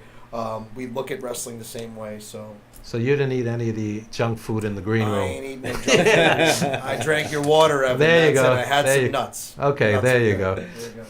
But yeah, no, like I said, we just came back too. I mean, we just had our first tag match back 2 months ago, and then we had another one last night for Warriors Wrestling, which went amazing. It was amazing to come back, and we wanted to be on this show to really promote that platform because you know I love you, Evan. So Thank you, thank of you. course. Joe Bellini does, and we get into like the whole political thing. well, Oh boy, yeah, him and Yeah, I leave politics out of it. I'm Yeah. talking wrestling, baby. That's it. That's right. That's right. Me and Joe, it would be like a murder suicide. Bring him on the show. You know what? That You would might be get good some- you'll radio. get some good ratings, Yeah, man. good. I would think That about would it. be. Joey's That Joey. would be. Yeah. Censor a couple things out. We're both opinionated, that's but it. on different sides. You know, it happens. But anyway, Yeah. so tell us some career highlights. You guys been working together a long time and individually. What do you consider? Jason, you start with your stuff. Oh yeah, I've worked for LDN. I worked in England for quite some time. I do several tours a year over there. I love going like overseas and doing wrestling. Just again, I've been wrestling for like a good part of 10 years, but off and on. It's not been like a consistent thing because again, work. You know, I'm a New York City fireman, so I took a big part of my life out. And then I told. Like Joe had almost the same story. You know, he left wrestling for a while, and at one point, when we were a tag team, I was doing a reality television show, and we actually on the show we had a conversation like, is this because the show's concept was a little unorthodox. Tell him. The show's called was called Married at First Sight. I don't know if you've ever heard of it, Evan. Maybe. Maybe. Yeah. There's like 1,000 channels now. Exactly. So anyway, the whole point of the show is like you get married at first sight, and basically you get married to a complete stranger, and you get 6 weeks to live with this person. At the end of the 6 weeks, you either stay together or get a divorce. Now the issue is this new marriage out of nowhere going to affect our tag team? Yeah, and we were just getting hot then, We too. were just getting hot. We were just building momentum. And we had a conversation, is this going to mess us up? And I was like, no. And again, it's for, TV. You make it, you draw it up a little bit more than it is. Right, but we right. were always confident that we were going to stick together and do what we Big had to do. surprise, guys. You found out. Yeah. So anyway, I ended up staying together and ended up being married. And it actually really did affect our tag team. That's when I went singles, yeah. So Really? When he got married. So you stayed married? He stayed I married. had To the stayed- person you met on a reality Yes. show? Yeah, well, wow. I was at the wedding, too. Yeah, That's interesting. For a good 5 years. Yeah, we stayed married, until recently. We had a little bit of a, we're not together anymore, unfortunately. But we are still friends, and again, now that kind of everything is turned full circle, we're in a position where I'm back. God brought me into wrestling, and brought Joe back. I said, listen, let's get this back together because we had something special, and it's just the right time. It's the right time. Well, to here's get out my there. big question. Yeah, give it to me. Okay, so this is real life. You're a fireman, good pay, good benefits, pension. You can retire at 45. Yep. Okay, what if Vince or AEW or New Japan or whomever offers you something? That's a big decision to leave. It's security over your dream. And again, being a firefighter was a dream. I'm legitimately right across the street from the World Trade Center, so I have a very prestigious firehouse. So it's a decision I would have to make, but it's a gut feeling I'd have to make. And if it's the right choice, it's the right choice. But when that opportunity comes, I know I'll make the right decision. Yeah, I mean, to segue and kind of sum up the original question you had, when he got married, he kind of took some time. That I totally understood, and that's where my singles career I kind of really took off. And I had made my way to Full Impact Pro, and I'd worked for WWN. I had got to Wrestle and Evolve, but that's when my injury happened. Right. When my injury happened, I worked my way. I worked for Orange Theory Fitness, so I kind of looked around and said I need to establish my life in case I can't wrestle anymore. So I worked my way up that company ladder, and I wound up being in a really good position where I didn't need wrestling for income. I'm like, wow, I love fitness. Me and him both do. And but it was at that time when I was beginning to start to veer towards this career is good for me. I can maybe, I came back. It wasn't there. That's when his itch came back, and he started doing the tours, and that's when I got the phone call. So that's why right now, 2019, kind of to sum up the original question, what makes us special, the timing is here. The timing's right. He went through his, he's going through his breakup with his wife, which was incredibly difficult. I was there for him for that. When I went through my injuries and I was debating if I wanted to do this, he was there for me. And when we got the call from Joey, just to that full circle, coming back home to the place we started, seeing everything around, those opportunities, just to know that like this is life. It's living off of those opportunities, and it's not the destination, it's the journey. Oh yeah. And that's where we're at now. We're both older now. I'm close to 30. And we're appreciating. I appreciate this. I appreciate everything now, and just to be back in the wrestling industry with my friend, having fun, man, you just can't beat that. My gut, being around this forever, tells me you got two guys who aren't kids, who are serious, in shape, have a legit tag team, not just two guys thrown together haphazardly. It's all the pieces are there. All you need is the opportunity at this point. That's what that's where we're at. We're having, May 11th, we're going to be participating in a show called Full Faith Wrestling. We're going to be doing singles work that day. May 18th, we have another tag match with Ace Pro Wrestling. So we're slowly getting our tag matches back out there. But of course, we're not the type of people to beg. When the opportunities come, we take it. But it's about the opportunity, and we're really looking to take advantage of any opportunity we're given. Yeah, and also you're out there promoting yourselves as opposed to the vast majority of indie wrestlers. By the way, I'm wrestling tonight. That's not they promoting. put it on Twitter, and they have like 13 Twitter. That's right. Did somebody retweet this? It's like a room full of appreciative empty chairs, Right. So. Yeah, much respect. So, what do you have coming up besides that? So the big matches that we have coming up, we have the Warriors of Wrestling Tag Team Championship match will be on June 8th. It's going to be in Staten Island. That's the big show that we have coming up. That's going to be for championship. May 18th is. And Warriors of Wrestling is really established. They've been around a long time. They've been around a long time now. We were really two of the founding. I mean, he was the first match ever. The first match. Wow. Shows my age. Right. I came a few years after. Don't let Vince hear that. Yeah. There's some real ageism there. Well, here's the thing. We started young. I mean, I started when I was 16, And wow. Yeah, I started when I was like 19. Yeah, so we've been around for a very long time. Some of these luchadors in Mexico, they're like 11. Yeah, it's crazy. It's crazy. Even in England, they're really young. Yeah, they're very young. But, it's been around for a very long time. So, and for us, that's just... It's the fact of going back to where you started. I don't know. There was something about it that just felt right. Let's get back there. Let's do that. We do have plans. I mean, what our real plans are is to really put ourselves out there to other companies. Some of the bigger companies out there. We don't want to spoil anything, but our plans are really just try to get in touch, get an opportunity, and whenever opportunity comes, run. There you go. Hit a home run and go. And in the meantime, also just coming on to just being here, I think is big. We were thinking about this before. Absolutely. Just being able to share our story and let people know who we actually are, I think is really the key, man, to success. Is just letting people know who the human beings are behind the characters and why you should come see us. We both were overweight kids that probably shouldn't have ever gotten into wrestling. I was very overweight.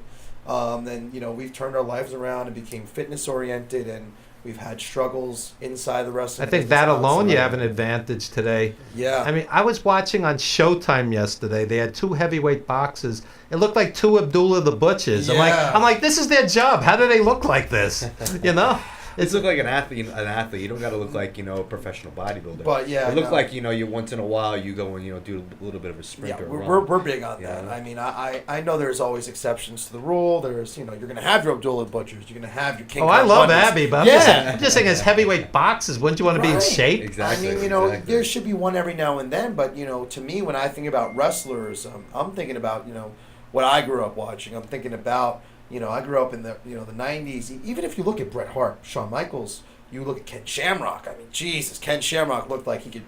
He looked like Superman. He looked like Superman out there. Even Stone Cold was in good shape, and he drank beer, and he still was in great shape. I mean, So, do you study tapes of great tag teams? Oh, absolutely. Who do you watch? Midnight Express. Oh, they're first. They're number one. They're number one. Midnight Express is on there. I mean, like I said before, I'm a big Steiner's Brothers guy. I love watching. I could go back even further. I mean, I love watching Arn Anderson. Yeah, and Arn and Tully. Yeah. I mean, that's, to me, when it comes to psychology, and that's it. I mean, then the modern day guys, I love watching the Revival because they're basically old school. Yeah. Right. So I love blending. The thing about studying wrestling to me is like, I love taking bits and pieces from these different, very successful tag teams and blending it into what we do. Borrow from the best. Borrow from the best. Yeah. You know, one team that I watch a lot was Kurt Angle and Benoit. Yeah. Even though they were, I know it might be taboo to say that, but even though they were, they had. Like, O.J. the flash. Simpson was a great football player. Right. You can't take stuff away. Take stuff away from people. But man, I love Kurt Angle's my guy. That's the guy who. Kurt Angle's great. I love him, so I love watching them. It was a short period of time, but. What about promos? Guerreros. You guys study promos? Yes. Oh, absolutely. We're big promo guys. Yeah. Watch Nick Bockwinkel. I love Nick He didn't have to Bockwinkel. yell. He got the point across. He used to use big words before anyone else used big words. It made you feel stupid. I love that about him. I think the issue with promos now is everyone like as soon as the camera's there, it's like even like sometimes I'll be like, oh, but and then like they just they stop becoming themselves. They just start becoming like, whoa, and this and that. Like just be you. Like be natural with it. Yeah. If there's a question or Well, whatnot. even Vince says the characters are extensions of the real personalities, so it makes sense. Yeah. And I actually do. I should have sent him I do have a promo I can send you later. You can you can check it out. It was our first one back, and I really enjoyed it, man. We just went out there and spoke from the heart, and the fans reacted to it. It was awesome. Yeah. We're big on that. Sometimes it's like I think things are too scripted now. I don't like watching things that Not are only scripted, stilted, Yeah, it's like awkward, robotic. robotic. See it, like it's a bad like television show. Yeah, it's not funny. It's not exciting. It's just bad writing. Yeah, very much so. Yeah, I mean, Johnny Valiant told me they would bring the Valiant brothers in. Oh, the Valiant brothers are great. Oh yeah, to do the promos, and they would go, July 1st, Philadelphia Spectrum. You guys are wrestling. Dean Ho and Tony Gurria. Just total improv, one after another all day. Yeah. And that's the style that we like, and like we like that freedom. Kind of going back to making it to WWE. I'd love to be signed to a big contract, but I like the creative freedom that him and I have now to just go out and do whatever the heck we want to do and say whatever we want to say the way we want to say it, and just it's either going to click or it's not. And if it clicks, doesn't matter who picks us up, we'll get picked up. And that's kind of the mindset I think we both have. Yeah, we're pretty confident, like you said before. Like when you know you're ready, you're ready. You're ready to take it to the next level. You know, we've been through this. Well, you're not kids. You've been out there a while. Feel ready. Just when you feel it, man, Yeah, just feel it. It's not cockiness at all. Like I appreciate everything, but I feel confident. I know when the opportunities come, we're going to take it. We're going to run. I mean, it's the best shape I think collectively we've ever been in, and it's because of this. Yeah. I mean, the amount of wrestling I've been watching. My girlfriend, thank God, now is a wrestling fan. Oh, okay. Because I've been forcing her to watch so much wrestling. But then all of a sudden, she wanted to watch it. And having, you know what's good? Having those eyes of somebody who is now a casual fan. It doesn't, I feel like you're almost biased when you're too invested. Where somebody can do something that isn't good, but you won't say anything. She is bluntly honest. And that blunt honesty of watching the modern product, watching old stuff, watching our stuff, she'll just tell me the truth of if she likes it or not.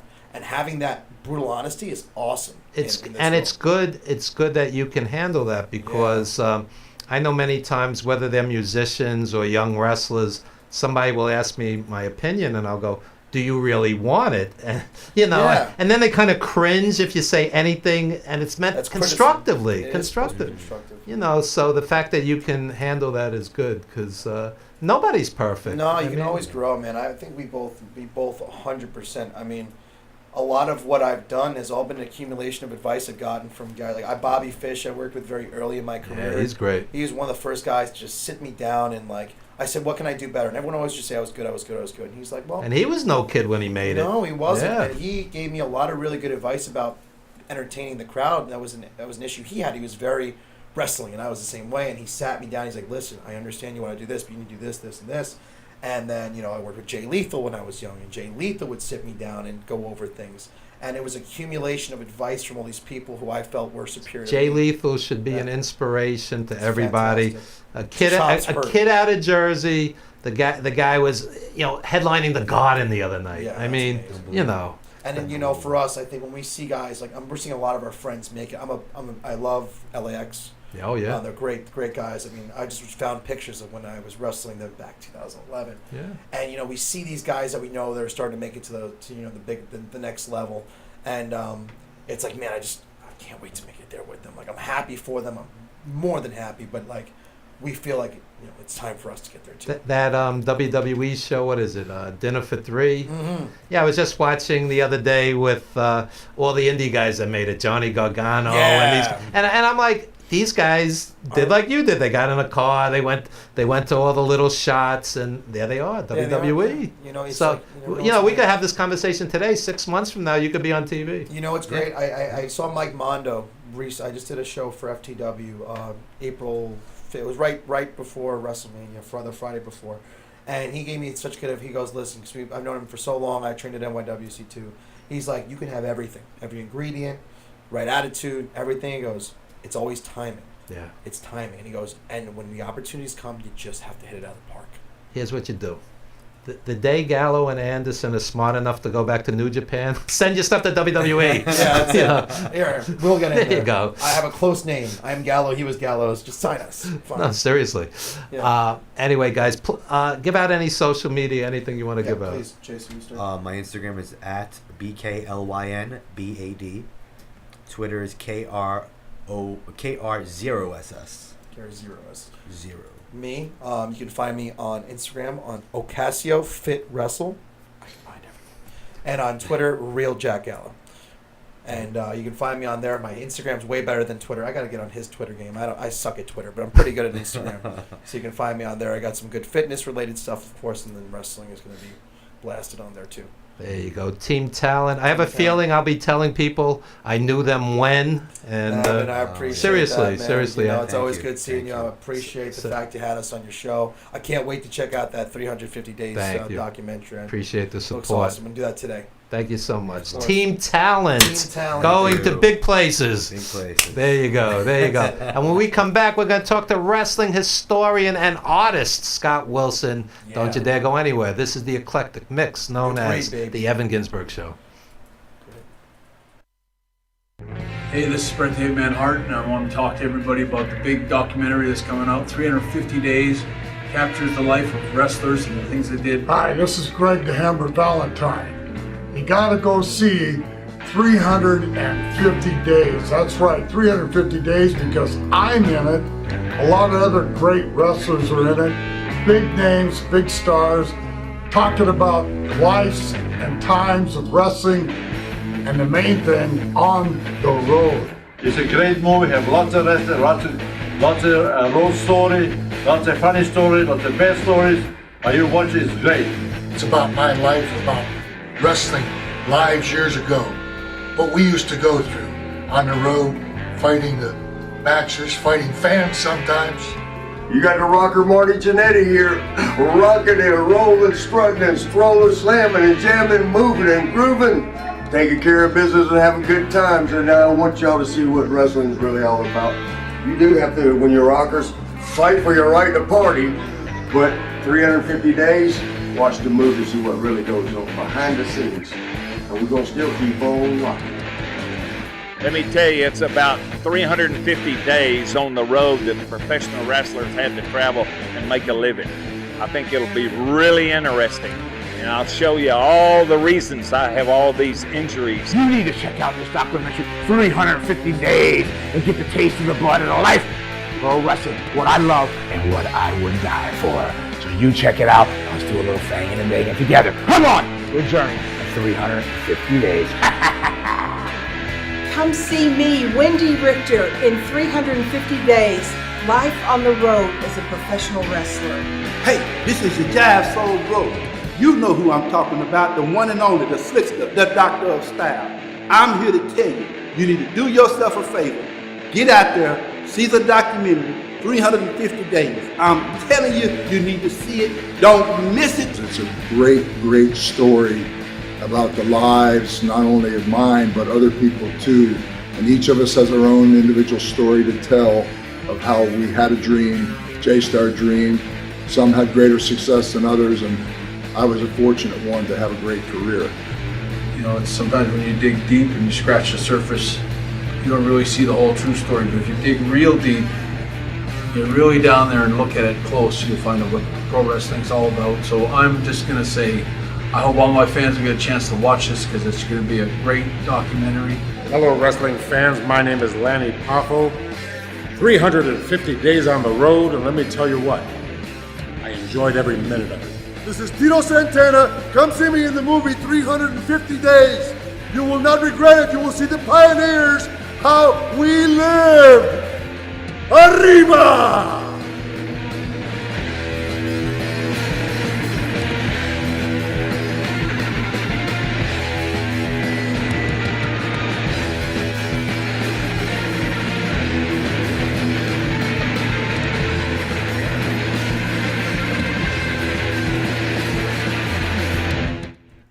All right, and we are back with the Evan Ginsburg Show. 2 hours of professional wrestling, from managers to wrestlers to ring announcers to historians. Scott Wilson, who owns the Baron von Raschke Nikolai Volkov Museum on Long Island, or the equivalent. Billy Graham's a part of it now, too. That's right. How much Billy Graham stuff you have? Quite a bit over the last couple of years. Quite a bit. I can't get into details, but quite a bit of stuff. Anybody that would want to come see it, I'll show it to them. There you go. And as a historian, what do you think of wrestling in 2019? I think I know the answer. I haven't watched it in years and years. I don't watch what WWE presents. To me, I'd rather watch the footage of John Tolos at the Olympic Auditorium. That's everything to me. That'll never leave me. I love John Tolos with all my heart. I love John Tolos so much I could watch the Herb Abrams UWF stuff. That's how much I love John Tolos. One of the greatest nights of my life involved with pro wrestling. Herb Abrams allowed me backstage to interview Tolos and Albano the same night. Where was this? This was at the hotel across from the Garden. Oh, that where they do? They That's where they were doing the tapings. Yeah. I forget the name of the hotel, but what was it like to talk to him? It's like anything else. Like initially, you're like marking out. I'm like, wow, it's John Tolos, it's Lou Albano. But then they're like so nice and they're just good guys, and you just do the interview. Yeah, I would have loved to have met him. Yeah, I mean, Tolos couldn't have been any more gracious, friendly, appreciative.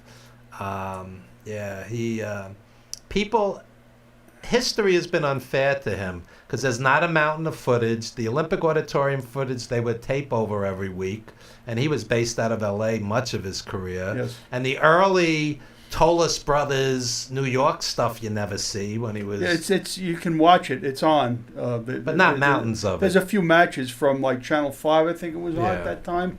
In the 1960s, and I think his brother Chris got out of the business. How many times would you estimate he headlined the Garden? The Tolos brothers headlined a bunch of times. Quite a few, I would say. In those days, that's before our time. This is like around the time we're born, maybe. They were on shows, but I remember when he came up in '74 to work with Bruno in July of '74. I was there. Yeah. I was at the Garden, and Bruno put him in the backbreaker, which I don't think he ever did again. Yeah. And Tolos was a big deal because we watched him out of the LA show every week. So he was coming on TV and doing these screaming interviews about the spaghetti bender San Martino. And John Tolos, Jim, called Bruno Sammartino a spaghetti bender. This was big. This was hot stuff back then. So, yeah. He was. You made reference to these things about not a lot out there on him. That's a testament that he's remembered. Even a testament to the. Hey, we're still talking about him. He's probably dead 20 years, right? No, he died 10 years ago. 10 years ago. 2009. He had enormous effect on me, as did Larry Henning. I loved Larry Henning. So same thing. Who else? A few others fit into that category. It's hard to think of names right now, but those were the two that, for some reason or other, had a profound effect on me, was Larry Henning and John Tolos. I tell people, and they look at me like Professor Tanaka, too. I love yeah. Professor Tanaka, yeah. Tanaka, he just got into the legacy. Tanaka and Fuji were fierce. Tanaka, yeah. Speaking of that, how do you feel when you see Brutus Beefcake, Torrie Wilson are in the Hall of Fame and they got a half-hour speech, and then you have Brody and Tanaka and other greats. They give them like 30 seconds. It's. I don't like the whole concept of the legacy division.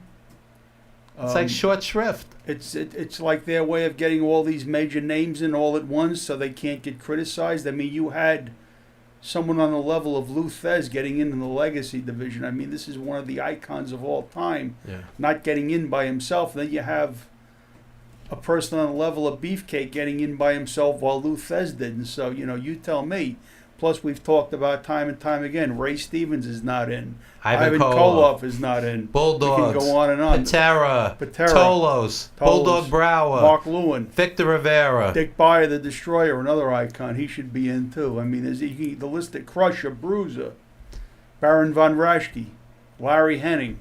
Larry Henning is in the Waldo Von Erich, Spiros Arion. Larry Henning's in the Tragus Hall of Fame, Lou Thesz Hall of Fame with his son. I mean, why not WWE? I don't know why they do things the way they do it, but I guess I've accepted the concept of the legacy division as I'm seeing these people who I admire greatly, like Tanaka and others, get in that way. It's better than not getting in, I guess, but it cheapens it. I think they should all get in by themselves. Tori Wilson actually did a very inspirational, moving speech. She talked about being bullied as a kid, and her dad had just passed away, and she actually came off very well. But I just said to myself, she got 30 minutes, and Bruiser Brody got 30 seconds. It just didn't seem just to me. Well, this is what the genre is entertainment now, and I guess they look back on the years past as things that have gone by, when to us it's part of us. It's not really a part of them to a degree. Maybe I don't know. Except it generated millions of dollars for them. So these guys should get their due. You know, it irks me when somebody passes on TV and they'll do like 30 seconds. These guys sold out arenas for them time after time after time. Maybe 10 minutes of your precious airtime instead of some ridiculous, stilted promo would be more apropos. They're all about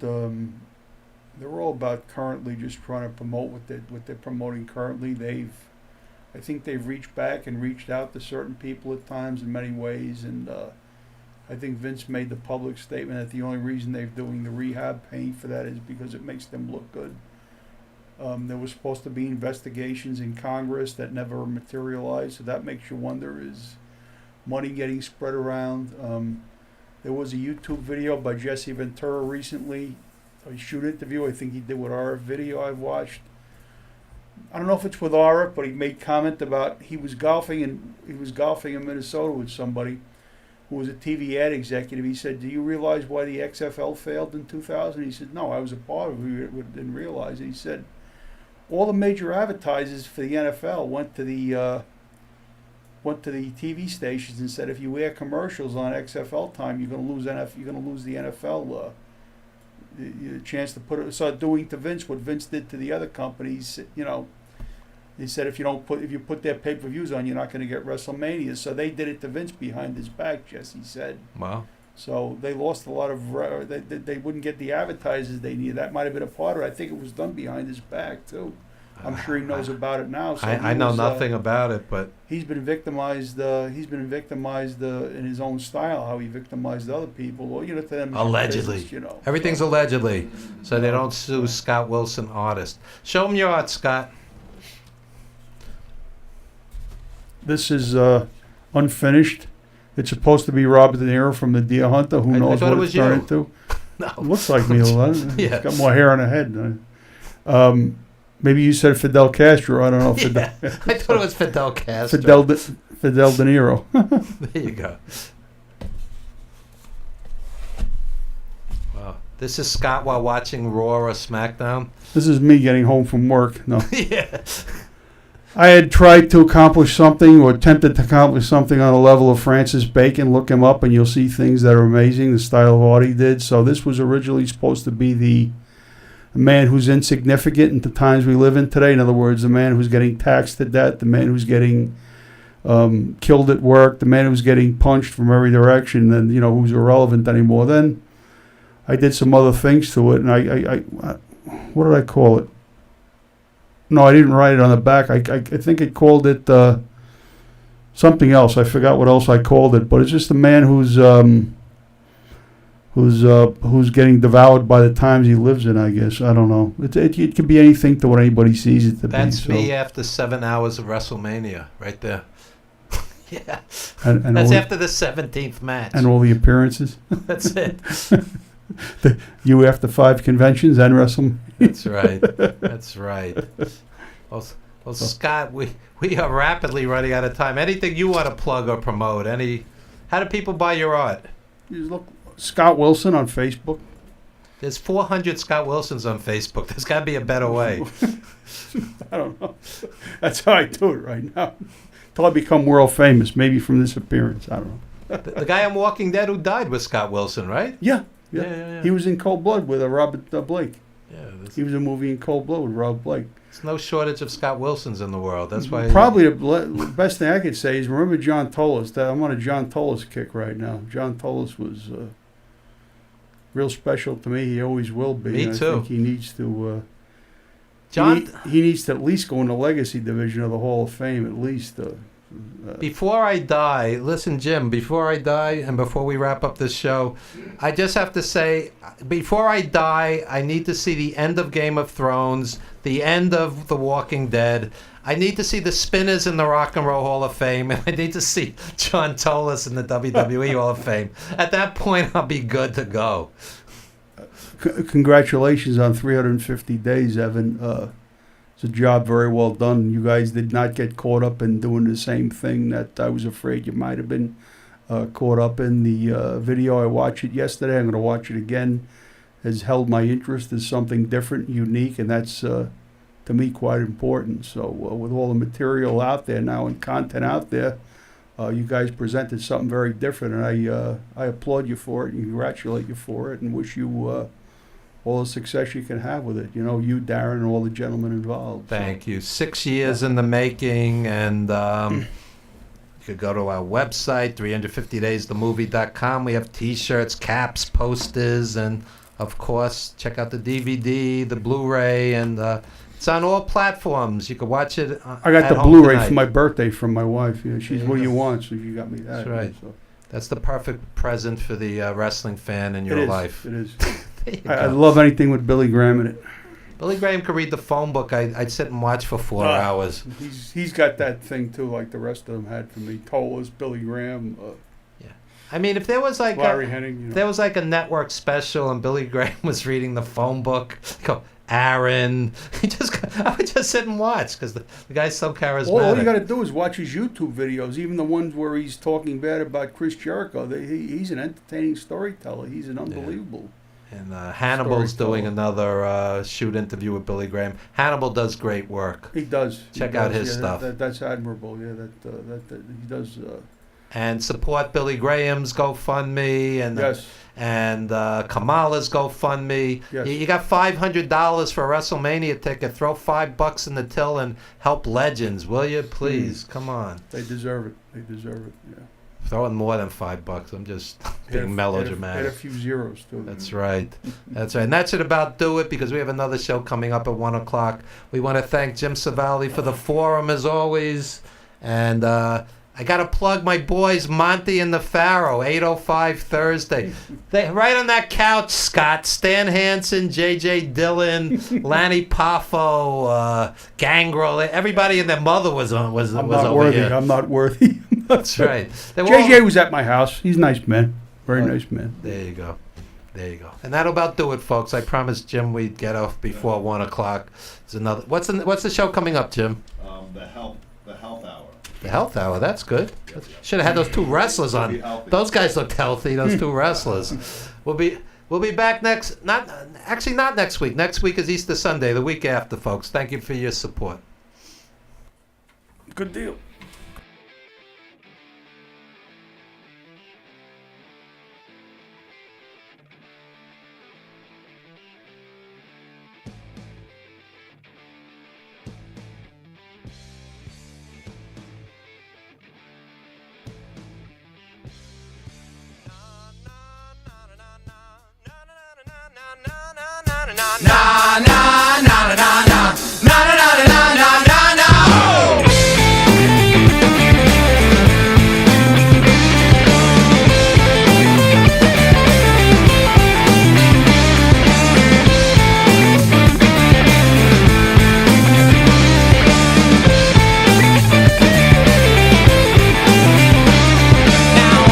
Just this broken soul. I'm always a giver, but I'm never known. And I'm just this lonely man, alone on the river with my heart in my hand. The conversation, they're all dead. The lines cut off inside my head. I left here like a broken man with no idea stand. Oh, my mind clears. Lord, I shed all of my tears. Oh, now baby, I was just waiting here while you moved on.